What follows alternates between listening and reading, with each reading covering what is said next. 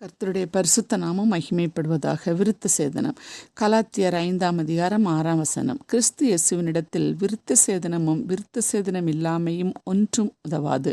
அன்பினால் கிரியை செய்கிற விசுவாசமே உதவும். ஆபிரகாமுக்கும் அவரது சந்ததிக்கும் கொடுக்கப்பட்ட கட்டளை விருத்த சேதனம் செய்து கொள்ளுதல். பின்னர் நியாயப்பிரமாணத்திலும் வலியுறுத்தப்பட்டது. ஆனால் புதிய ஏற்பாட்டில் இக்கட்டளை கொடுக்கப்படவில்லை. ஆவியின்படி விருத்த சேதனமானது பாவத்தினின்று மனம் திரும்புதல் ஆகும். அது மாமிச விருத்த சேதனத்தின் நிறைவேறுதலாக அமைந்துள்ளது. உலக இரட்சகராம் இயேசு கிறிஸ்து இந்த உலகத்தில் வந்த பின்பு உடலில் செய்யும் விருத்த சேதனம் பயனற்றது என வேதவசனம் கூறுகிறது.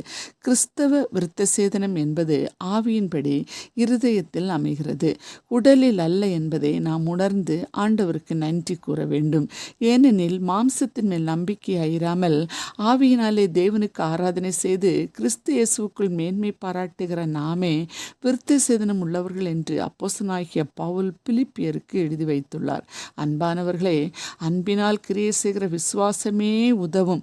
விசுவாசம் என்பது நம்பப்படுகிறவைகளின் உறுதியும் காணப்படாதவைகளின் நிச்சயமுமா இருக்கிறது.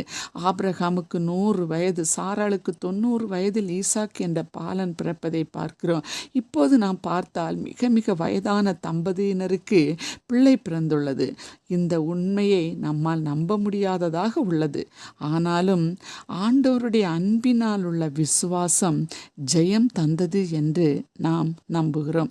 நீங்களும் ஆண்டவருடைய வாக்குத்தத்த வசனங்களை அன்பினால் நம்பி ஆண்டவரை உயர்த்தி பாடி துதித்து ஆராதனை செய்யும் பொழுது ஆண்டவர் மாபெரும் காரியங்களை நம்முடைய வாழ்விலும் செய்வார். செபிப்போமா? அன்புள்ள இயேசு சுவாமி, தந்த நல்ல நாளுக்காக உமக்கு நன்றி கூறுகிறோம்.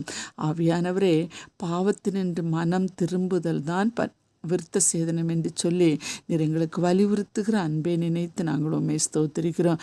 எங்களுக்காக உம்முடைய குமாரனையே தந்து பாராட்டின அந்த அன்பிலே நாங்கள் கிரியை செய்து விசுவாசத்தில் ஜெயமெடுக்க உதவி செய்யும். இயேசுவின் நாமத்தில் பிதாவே, ஆமேன்.